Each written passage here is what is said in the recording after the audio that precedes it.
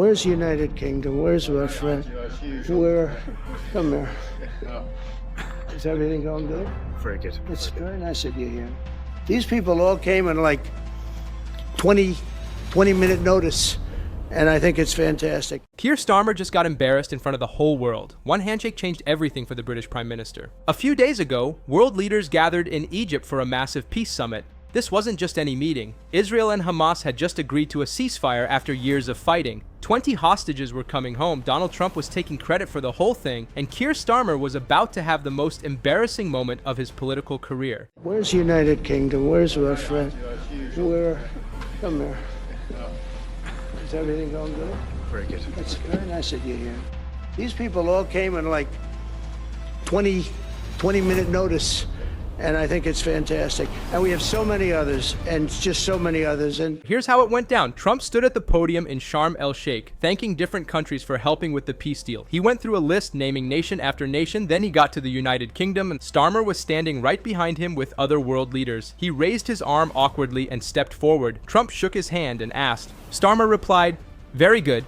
He moved toward the microphone, clearly thinking he was about to speak. But then Trump just turned around. He went right back to his speech like Starmer wasn't even there. The Prime Minister stood there frozen, not knowing what to do. He slowly walked back to his spot next to the Canadian Prime Minister, trying to smile through the embarrassment. Trump kept talking. The whole world was watching. Italian Prime Minister Giorgia Meloni stood behind Trump's shoulder. She looked amused. Some people say she even made a face at what just happened. Now here's the thing. Just 10 minutes earlier, Trump had actually invited Pakistan's Prime Minister to speak. So when Trump called out to Starmer, it made sense that he thought he was getting the same treatment, but he wasn't. Social media went crazy. People started posting immediately. One person wrote, "Trump just invited Keir Starmer to the stage, letting him think he was inviting him to speak, only to spurn him and send him to the back. I love it." Another said, "It was epic how Trump embarrassed Keir Starmer on the world stage." Political journalist Dan Hodges didn't hold back. He wrote, "This is utterly humiliating.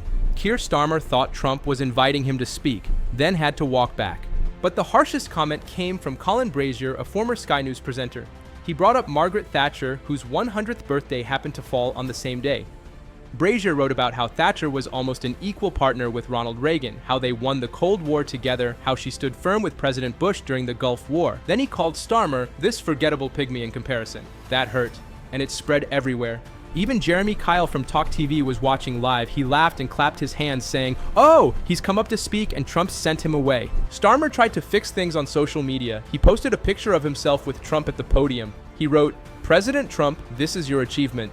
I thank you for your tireless efforts to deliver this moment. The UK stands ready to support a full implementation of the peace plan, but the damage was done." People were already comparing him to that Chelsea football player John Terry, who changed into his uniform to lift a trophy even though he didn't play in the game. They said Starmer was just there for a photo opportunity, trying to take credit for Trump's work, and there's more to this story. Right before the awkward moment, Trump said something really interesting to all the leaders. He told them, "I have known so many of you for so long. You're friends of mine, you great people. I have a couple I don't like in particular, but I won't tell you who. I have a few actually I don't like at all, but you will never find out who they are. Maybe you will?" Everyone watching wondered if Starmer was one of those people Trump doesn't like. Here's where things get complicated. Britain has been claiming they played a big role in this peace deal. Education Secretary Bridget Phillipson went on TV and said the UK played a key role in securing the ceasefire. The American ambassador to Israel, Mike Huckabee, called her delusional. Israel's deputy foreign minister flat out rejected the claim. They basically said Britain didn't do much at all. Trump's Middle East negotiator Steve Witkoff tried to calm things down. He posted online that Britain did help behind the scenes. He praised Jonathan Powell, Britain's national security advisor, for his work. Powell apparently talked to Witkoff almost every day during the negotiations. But still, the message was clear. America did the heavy lifting. Trump wanted everyone to know it. The peace deal itself is huge. Israel agreed to release over 1,900 prisoners. 250 of them were serving life sentences for attacks on Israelis. In exchange, Hamas released all 20 remaining live hostages. The first 7 hostages were handed over to the Red Cross early Monday morning. Starmer said he felt deep relief when Avinatin Orr and others came home. He mentioned meeting their families and said, "No one can truly understand the torture and agony they suffered for 2 drawn-out years." At the summit, Starmer kept talking about what Britain could do next. He said the UK could help monitor the ceasefire. He also said Britain could help take apart Hamas's weapons, using experience from the Northern Ireland peace process. Today is a really historic day, Starmer told reporters, but the challenge now is tomorrow and implementation. What happens tomorrow really matters. He focused on practical steps instead of taking credit. Smart move after what just happened. There's also this whole thing about Tony Blair. The White House peace plan mentioned Blair as a possible member of the board that would help govern Gaza. Blair met with Palestinian Authority officials who seemed to support him, but when reporters asked Starmer about it, he dodged. "That's for others to decide," he said. "Tony Blair was a great leader of our country and would make a huge contribution, but I'm not focused on which particular people sit on which particular board."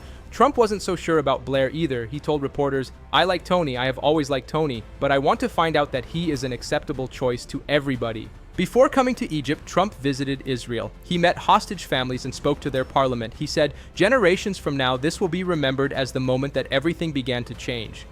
On the plane, Trump told reporters the conflict was over. He said, "I think people are tired of it." He even mentioned wanting to visit Gaza someday, saying, "I'd like to put my feet on it at least." Trump also talked about the Nobel Peace Prize. He didn't win it this year, even though he really wanted it. The prize went to Maria Corina Machado, a Venezuelan opposition leader.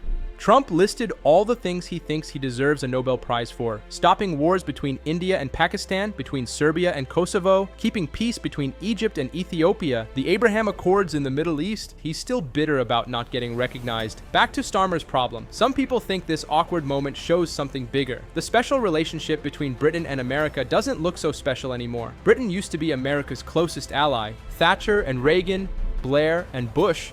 But now, Starmer gets called up like a student and then dismissed without even getting to speak. One Labour member of Parliament said off the record, "The Prime Minister has lost the confidence of the world's most powerful leader. He's about to lose the confidence of his own party." The British press had a field day. Headlines screamed about Trump humiliating Starmer, about the special relationship falling apart. Every hour that passed without a strong response from Starmer's team made things worse. The peace agreement everyone signed says, "We pursue a comprehensive vision of peace, security, and shared prosperity in the region, grounded in the principles of mutual respect and shared destiny." Mutual respect. That's exactly what Starmer didn't get on that stage in Egypt, and the whole world saw it happen.